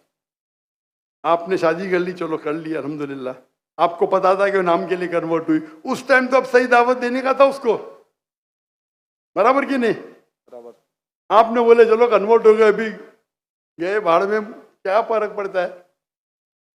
यानी आपने सूरे अल असर के 3रे पार्ट को वतवासौ बिल हक पे अमल नहीं किया, बराबर? बराबर। जन्नत में जाने के लिए वतवासौ बिल हक भी जरूरी है, अपने खुद के बीवी के साथ नहीं करा तो अल्लाह से पहले माफी मांगनी पड़ेगी। अभी प्लास्टिक सर्जरी करो, आप समझे ना? अगर आपकी बीवी डिवोर्स लेती है, मुझे पता नहीं पाकिस्तान में शरिया कोर्ट है क्या नहीं, लेकिन अगर शरिया के हिसाब से आपकी बीवी इस्लाम छोड़ नहीं सकती, अगर छोड़ती है तो आपके बेटी को नहीं लेके जा सकती। अगर वो मुस्लिम होती थी तो काजी फैसला करेगा बच्ची की उम्र क्या है, किसके हक में जाएंगे, लेकिन कोई भी काजी इस्लामिक कोर्ट में एक मुस्लिम लड़की को गैर मुस्लिम मर्द या औरत के पास नहीं भेज सकता। लेकिन सर कोर्ट तो उसके हक में फैसला कर रहा है ना? हाँ कोर्ट, पाकिस्तान का कोर्ट, पाकिस्तान का कोर्ट। मैं समझा पाकिस्तान तो शरीयत को फॉलो करती है। नहीं मैं समझा, ऐसा नहीं। नहीं मैं समझा। मलेशिया में माशाल्लाह, मलेशिया बहुत से केसेस होते, अगर कोई मुस्लिम बोला मुझे गैर मुस्लिम बनने का, नॉट अलाउड, अलाउड ही नहीं है। क्या बोलेंगे? आपको काउंसलिंग की जरूरत है। काउंसलर, आपने एक बार तय कर दिया मुसलमान हूं अपनी मर्जी से तय कर दिया कि बोले मुझे गैर मुस्लिम बनने का, कैसा बन सकते भाई? काउंसलिंग, 6 महीना काउंसलिंग, फिर से आएगा, फिर से काउंसलिंग। आप समझ रहे? जी सर। मलेशिया, इसीलिए मैंने मलेशिया चुना, समझे अपना? आप कह रहे का इधर वो हिंदू मुस्लिम बन गए, मुस्लिम से फिर से हिंदू बन गए, और कोर्ट ने फैसला दिया कि तो Republic, Islamic Republic of Pakistan कैसा हुआ फिर ये? माफ करना,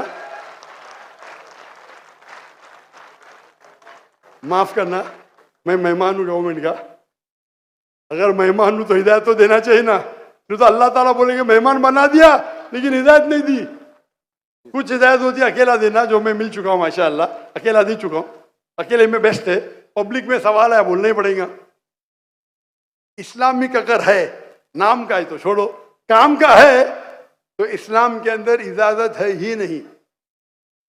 इस्लाम में मुस्लिम बन गए, अपने मर्जी से बने, अपने बंदूक तो नहीं रखा ना उसके सिर पे, बंदूक रखा तो फिर कैंसिल हो सकता है। लाइक मलेशिया में साबित कर दिया कि जबरदस्ती किए तो वापिस बन सकते हैं, बंदूक तो नहीं रखा ना? नहीं सर, बिल्कुल नहीं, तो खलास। तो आपको जरा करने पड़ेगा। यहाँ के मलेशिया में there is a federal court and Islamic court माशाल्लाह, और मलेशिया में मुसलमान की तादाद सिर्फ 63%, 63%, लेकिन माशाल्लाह वोट बैंक है इस्लाम। तो जब मुझे 15 ममालिक से दावत आए आके यहाँ रो, यहाँ रो, वहाँ रो, तहकी करूंगा ना मैं, बराबर कि नहीं? टंकी की चोट पे मेरे लिए खड़े रहते माशाल्लाह। 4 साल में 5 प्राइम मिनिस्टर माशाल्लाह।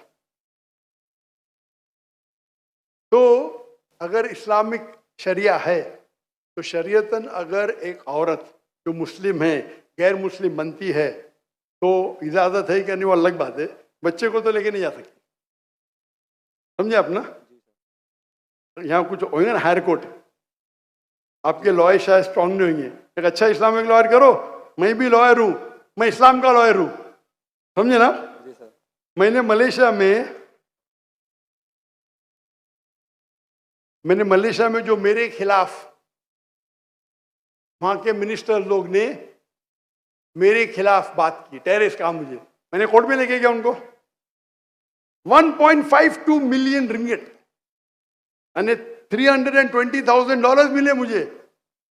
अदल मिनिस्टर, मैं तो आम इंसान हूँ, समझे ना।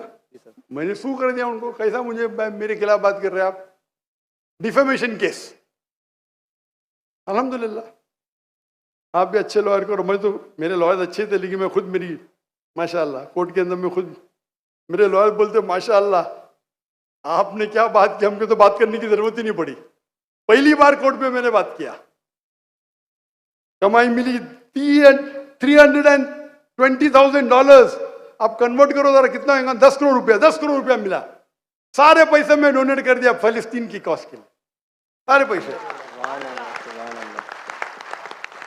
दुआ करता हूं कि आपका हलो, दुआ करता हूं कि अल्लाह ताला आपकी मदद करे, आपके और आपके बीवी को हिदायत दे ताकि सही रास्ते पे आ सके। जज़ाकल्लाह। जी लास्ट क्वेश्चन सेंटर से मैं लेना चाहूंगा। लास्ट क्वेश्चन सेंटर से प्लीज। अपना नाम बताइए, अपना प्रोफेशन। अस्सलाम वालेकुम वरहमतुल्लाहि वबरकातुहू। मेरा नाम नुमानुल्लाह है, अपना परफ्यूम बिजनेस है मेरा अल्हम्दुलिल्लाह, और मेडिकल फार्मेसी में भी जॉब करता हूँ। मेरा सवाल कुरान से रिलेटेड है। जैसे कि मुसलमानों का ताल्लुक़ अमूमन रहता है, लेकिन रमज़ान की रातों में थोड़ा माशाल्लाह लेवल थोड़ा ज़्यादा हो जाता है ईमानी, इस वजह से कुरान से ताल्लुक़ भी थोड़ा ज़्यादा हो जाता है। लेकिन जिस तरह डॉक्टर इसरार अहमद साहब ने, भाई क्या आप आगे वाले माइक के ऊपर तशरीफ ला सकते हैं ताकि लोग भी आपको देख लें और सवाल भी सही तरीके से हम सुन सकें।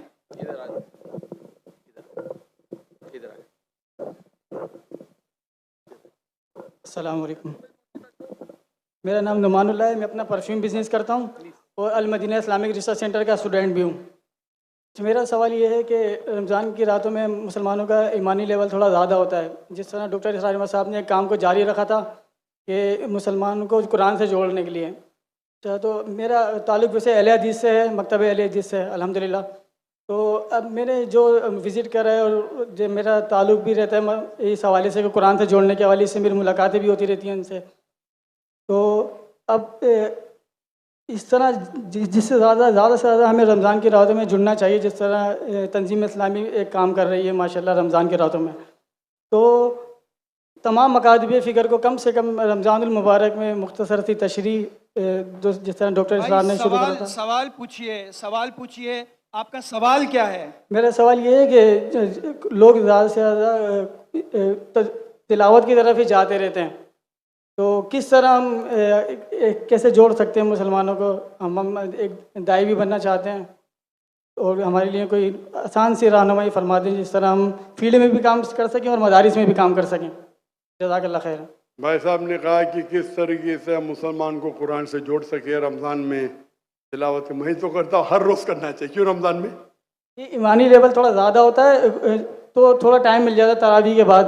हम तो ईमान लेवल कम है उस टाइम जोड़ना चाहते हैं। जब ईमान लेवल कम में जोड़ेंगे तो ईमान लेवल हाई में जोड़ने की ज़रूरत ही नहीं, ऑलरेडी जुड़े रहिए। आपका करने का तरीका मेरा अलग है। भाई साहब आप जरा इधर आए ना। हाँ आप पीछे, यहाँ पीछे भाग रहे, माइक के पीछे, यहाँ भी आप इसके पीछे भाग रहे। आप अहले हदीस से जुड़े, तंजीम इस्लामी से जुड़े, खुद्दमुल कुरान से जुड़े, मैं भी सारे उधर से जुड़ा हूँ।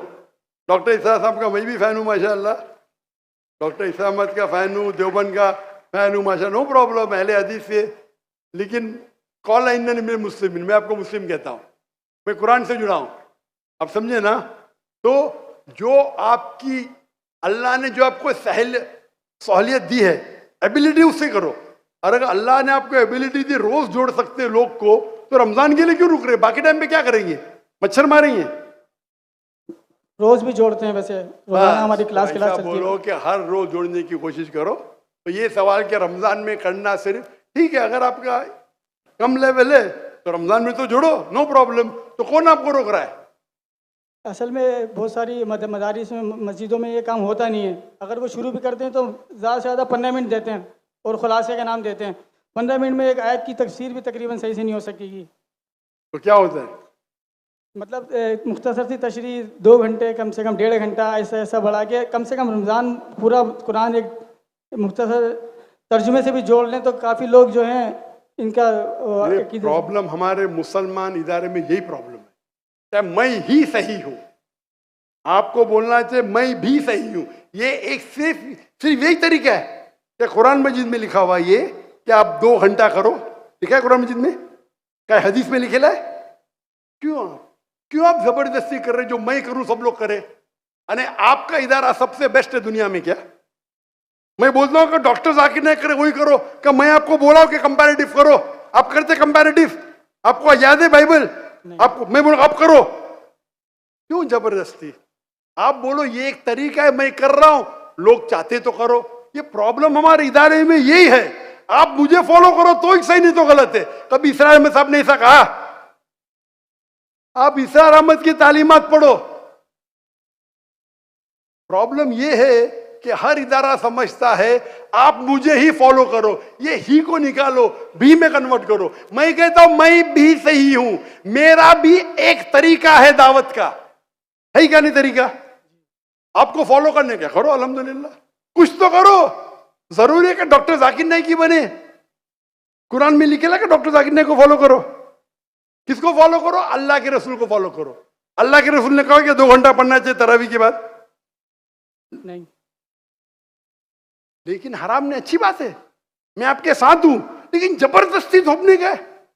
नहीं 40 दिन जाओ, अरे क्यों 40 दिन जाओ? मुझे जिंदगी भर जाने का है, जबरदस्ती। जाकिर भाई 40 दिन चलो, अरे जिंदगी भर मैंने दे दिया अल्लाह के राह में, दिन दिया रात दिया। किसको 40 दिन जाने के जाओ, किसको 20 दिन जाने के जाओ, किसको 80 दिन जाने के जाओ, 4 महीने जाने के जाओ। भाई तो जिंदगी लगा दी मेरी। तो प्रॉब्लम क्या है? अगर आपको कुछ कुरान और हदीस से मिलता है उसके ऊपर आप जबरदस्ती करते लोग से, या बोलो मेरा एक तरीका है, कुरान में लिखेला है तालविला कलिमतिन, आप भी करो, आप भी कोशिश करो, नहीं करो नो प्रॉब्लम।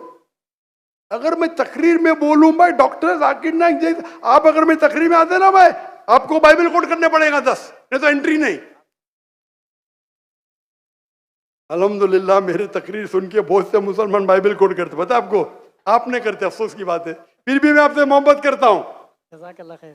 फिर भी मोहब्बत करता हूं जी। आप, मैं भी आपसे बहुत मोहब्बत करता हूँ। प्रॉब्लम क्या है? आप ऊंचे उलमा को सुनेंगे, डॉक्टर इसरार अहमद को सुनेंगे, उनकी माशाल्लाह वो मेरे घर में मेहमान थे 2004 में तकरीबन, सन बराबर बताने।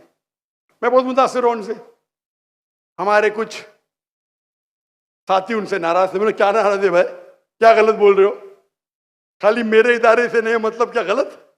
मैंने साथ दिया उनका, बुलाया उनको, और मैं जानता था वो हनफी है।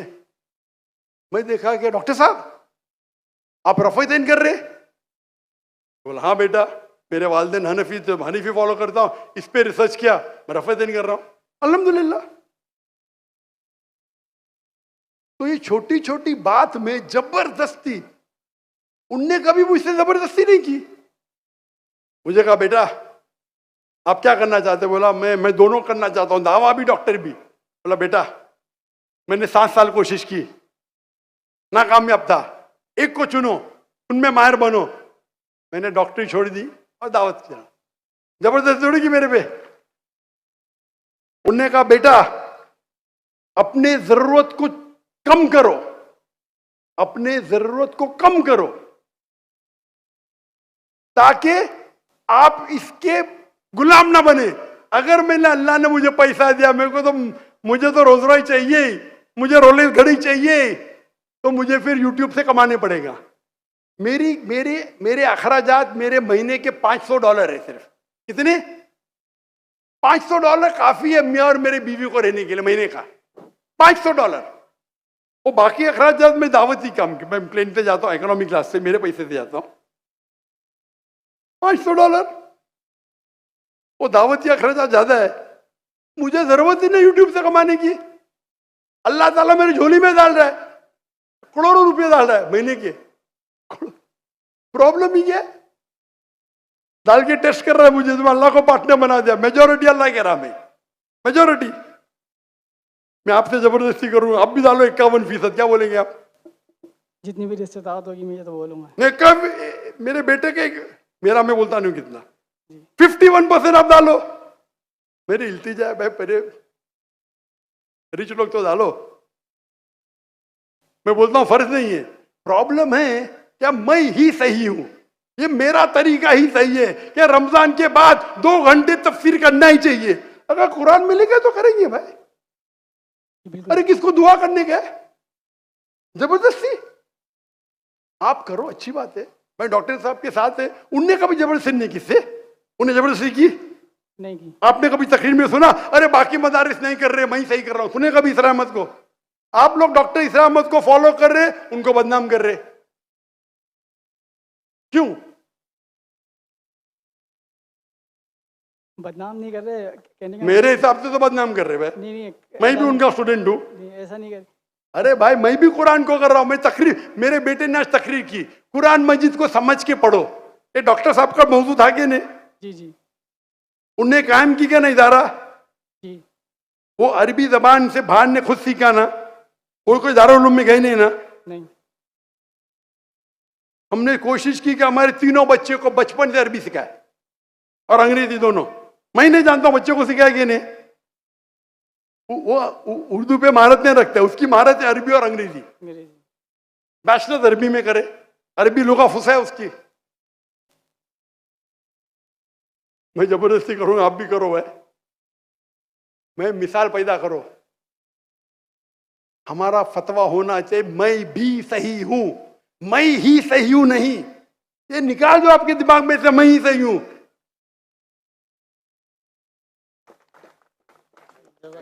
जज़ाकल्लाह खैरन सर। हमारा जिंदगी का मकसद होना चाहिए अल्लाह के रसूल, इदारे की तरफ नहीं। मैं मेरे आपको कौला इन्ननी मुस्लिम, आपने बोले मैं अहले हदीस से हूं, मैं इस्लाम मैं भी इस्लाम जानता हूं, मैं भी अहले हदीस से हूं, मैं देवबंद से हूं, हम लोग बरी को ना कोई मानते, मैं सबका हूं माशाअल्लाह। लकब से मुसलमान हूं, मोहब्बत सबसे करता हूं, सारे उल्मा से मोहब्बत करता हूं। अगर अल्लाह और अल्लाह के रसूल के राह में देते इख्तिलाफ भी होगा फिर भी मोहब्बत करता हूं। फिर कुरान की आयत है ये मैं ही से यूं ऐसा ही करो, क्यों ऐसा? ये पाकिस्तान में बहुत है, हिंदुस्तान में भी है, पाकिस्तान में ज्यादा है।